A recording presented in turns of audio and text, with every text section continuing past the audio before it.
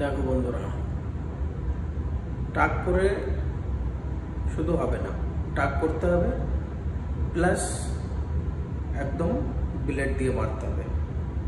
যেমন ব্লেড দিয়ে মারবে তেমন তোমার খুব সুন্দর একটা মোতায়েন তালা হবে এবং এই তালাটা তোমাকে আরও ছোট করে রাখতে হবে, সবসময় ছোট।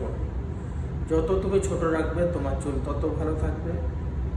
আর এর জন্য তোমাকে রোজ তার মাথায় তেল দিতে হবে এবং তোমার যখন বয়সও বাড়বে কিন্তু মাথার চুল তখন হিরোর মতন লাগবে।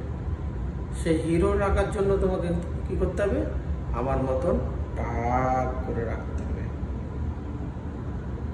দেখতে পাচ্ছ, এই টাকটাই আসল তোমার জন্য।